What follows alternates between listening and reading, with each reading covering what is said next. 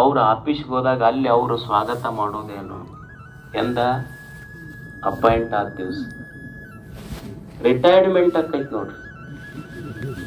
ಮನ್ಯಾಗ ಅಪಾಯಿಂಟ್ ಆದ ದಿವಸ ಎಲ್ಲರೂ ಆರತಿ ಬೆಳಗ್ತಿದ್ರು. ರಿಟೈರ್ಡ್ ಆಗೋ ದಿವಸ ಯಾರು ಇಲ್ಲಿ ಒಬ್ಬರ ಬ್ಯಾಗ್ ಹಿಡ್ಕೊಂಡು ಹೊಂಟ್ರು. ಅವನ ಪ್ಯೂನ್ ಒಬ್ಬವಿದ್ದ, ಆಪ್ಕ ಜೈಸ ಕೊಯ್ ನೈತಾ ಸಾಬ್ ಅಂತಿದ್ದ. ಸರ್ ನಿಮ್ಮಂತವ್ರು ಯಾರು ಬರ್ಲಿಲ್ರಿ ಆಫೀಸ್ನಾಗಂತ ಹೊರಗಂತಿದ್ದ, ಒಳಗೆ ಏನು ಕಾಡ್ದೇವ್ ಮಾರಾಯ ಅಂತ. ರಿಟೈರ್ಡ್ ಆಗಿ ಮನಿಗೆ ಬಂದ, ಬೆಲ್ ಬಡ್ದ ಅವ್ರ ತೆಗದ್ರ ಕದ ಬಂದ್ ಕುಂತ ಮನ್ಯಾಗ. ಅವ್ರಂದ್ರು ಏನ್ ಖಾಲಿ ಕುಂತಿರಲಿ ಏನಾರ ಮಾಡ್ರಿ ಅಂದ್ರ ಅವ್ರು. ಪೆನ್ಷನ್ ಬಂತು, ಅದ್ರ ಜೊತೆಗೆ ಟೆನ್ಷನ್ನು ಬಂತು. ಅಂದ್ರೆ ಅವತ್ತೇನು ಮಂಗಳಾರತಿ ಇಲ್ಲ, ಆರತಿಗಳಿಲ್ಲ ಯಾರು. ಯಾಕಂದ್ರೆ ಅವಾಗ ತಿಂಗಳ ತಂದು ಕೊಡ್ತಿದ್ರು, ಮಸ್ತ್ ಇತ್ತು. ಈಗ ಕಟ್ ಆತಲ್ಲ ಈಗ ಪಾಪ. ಅಂದ್ರೆ ಮೊದಲಿದ್ದ ಗೌರವಗಳು ಈಗ ಉಳಿತವೇನು? ಅಂದ್ರೆ ಇಲ್ಲಿ ಯಾವ ಸಂಬಂಧಗಳು ಶಾಶ್ವತವಾಗಿರುವುದಿಲ್ಲ. ಈಗ ನೀವು ಮದುವೆ ಆಗಿರಿ, ಮದುವೆ ಆದವರು ಮೊದಲಿದ್ದ ಪ್ರೀತಿ ಪ್ರೇಮ, ಅವಾಗಿನ ನಿಮ್ ಫೋಟೋ ನೋಡ್ಕೊಳ್ರಿ, ಇವಾಗಿನ ನಿಮ್ ಫೋಟೋ ನೋಡ್ಕೊಳ್ರಿ, ಹಂಗ ಇರ್ತೈತೆ. ನಿಮ್ಮ ಮದುವೆ ಫೋಟೋ ನೋಡ್ಕೊಳ್ರಿ, ಈಗಿನ ಫೋಟೋನು ನೋಡ್ಕೊಳ್ರಿ. ನೀವು ಮೊದಲು ನಿಮ್ ಮದುವೆ ಫೋಟೋ ಅದ್ರಾಗ ಒಂದ ಕೋಕೋ ಕೋಲಾ ಬಾಟ್ಲಿ ಇರ್ತೈತಿ, ಸ್ಟ್ರಾ 2 ಇಟ್ಟಿರ್ತಾನ. ಸ್ಟ್ರಾ 2 ಇದ್ರು ಕೋಕೋ ಕೋಲಾ ಬಾಟ್ಲಿ ಒಂದ ಇರ್ತೈತಿ. ಅವ ಅದನ್ನ ಒಂದ್ ದೊಡ್ಡ ಫೋಟೋ ಮಾಡಿಸಿ ನಾ ಎಲ್ಲಿ ಕೂಡ್ತಿದ್ನಲ್ಲ ಅದ್ರ ಮುಂದೆ ಹಾಕೊಂಡಿರ್ತಾನ. ದಿವ್ಸ ಆದ್ಮೇಲೆ ತಿಳಿತೈತಿ ಅವನಿಗೆ, ಈ ಫೋಟೋ ಕಾಲಾಗ ನಾ ಇಷ್ಟು ಸತಾಯಿಸಿ ಮೋಸ ಹೋದ್ನಪ್ಪ ಮಾರಾಯ, ಇದ ನನಗೆ ಬೇಕಕ್ಕೆ ಹಚ್ಚಿದ್ದಿಷ್ಟ ಅಂತ.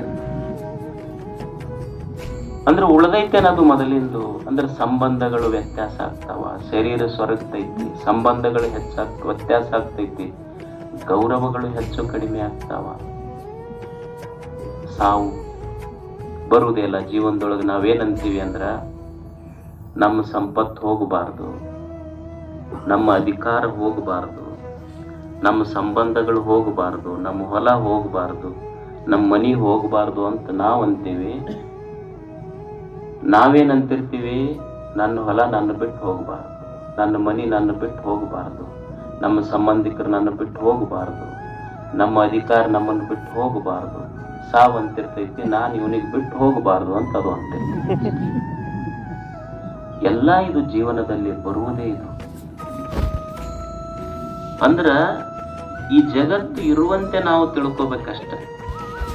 ನಾವು ತಿಳ್ಕೊಂಡಂಗ ಜಗತ್ತಿರೋದಿಲ್ಲ, ಜಗತ್ತಿದ್ದಂಗ ನಾ ತಿಳ್ಕೊಬೇಕಾಗ್ತೈತಿ. ಜಗತ್ತಿದ್ದಂಗ ನನ್ನ ಬದುಕನ್ನು ಹೊಂದಿಸಿಕೊಂಡು ನಾ ಬದುಕುವ ಕಲೆಯನ್ನು ಇಲ್ಲಿ ಕಲಿಬೇಕಾಗ್ತದೆ.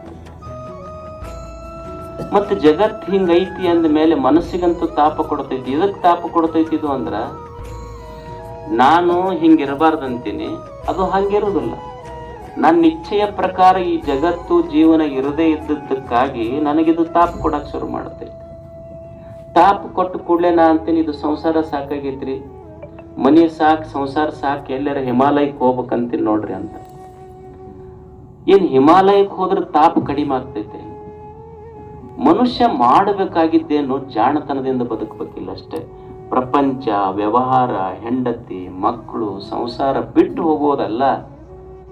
ಒಂದು ಕಲಾ ಇದೆ. ಈಗ ನೋಡಿ, ನಿಮಗ್ ಕಾಲಿಗೆ ಮುಳ್ಳು ಚುಚ್ಚತೈತಿ, ಕಾಲಿಗೆ ಮುಳ್ಳು ಚುಚ್ಚಿದ್ರ ಕಾಲ್ ತಕ್ಕೋಬಾರ್ದು, ಮುಳ್ಳು ತಕ್ಕೊಳ್ಳೋದು ಕಲಿಬೇಕು. ಇದು ಜಾಣತನದ ಸಂಸಾರ ಇದು ಅಷ್ಟೇ. ನಾವೇನ್ ಮಾಡ್ತೀವಿ, ಒಂದ್ ಸ್ವಲ್ಪ ದುಃಖ ಆತು ಅಂದ್ರೆ ಒಟ್ಟ ಟೋಟಲ್ ಇದನ್ನ ಮುಗಿಸೇ ಬಿಡ್ಬೇಕಂತೀವಿ ನಾವು. ಹಂಗ ಸಾಧ್ಯ ಇಲ್ಲ. ಎಷ್ಟು ಸಣ್ಣ ಸೂತ್ರ ಎಷ್ಟೈತಿ ಅಂದ್ರ ಸಂಸಾರದೊಳಗೆ ಎದಕ್ ದುಃಖ ಆಗೈತಿ ಅದಷ್ಟ ಪಾರ್ಟಿಗೆ ಆಪರೇಷನ್ ಮಾಡ್ಬೇಕು. ನಾವು ಕಾಲಿಗೆ ಮುಳ್ಳು ಚುಚ್ಚಿದ್ರೆ ಕಾಲ್ ತಕ್ಕೋಬಾರ್ದು. ಹೆಂಗೋ ಹಂಗ ಸಂಸಾರದೊಳಗ ಸುಖ ದುಃಖ ತಾಪಗಳು ಬರ್ತಿರ್ತಾವ. ಎಷ್ಟಾಗಿರ್ತೈತಿ ಅಷ್ಟ ಪಾರ್ಟಿಗೆ ಟ್ರೀಟ್ಮೆಂಟ್ ಮಾಡೋದು ಕಲಿಬೇಕಾಗ್ತದೆ ಮನುಷ್ಯ.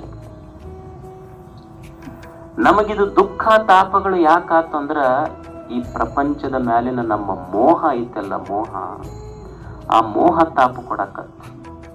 ಯಾಕಂದ್ರೆ ಯಾವ ವಿಷಯಗಳು ನಾನು ಈ ಪ್ರಪಂಚದ ಪದಾರ್ಥಗಳು ಯಾವುದು ನಾನು ಬರುವಾಗಲೂ ತಂದಿಲ್ಲೋ, ಹೋಗುವಾಗಲೂ ನನ್ನ ಜೊತೆಗೆ ಬರುವುದಿಲ್ವೋ ಅದು ನಂದು ಅಂತ ನಾನು ಮೋಹಿಸಿದೆ ಅಷ್ಟೆ. ಮೋಹಿಸಿದ್ದಕ್ಕಾಗಿ ದುಃಖ ಆಗೈತೆ.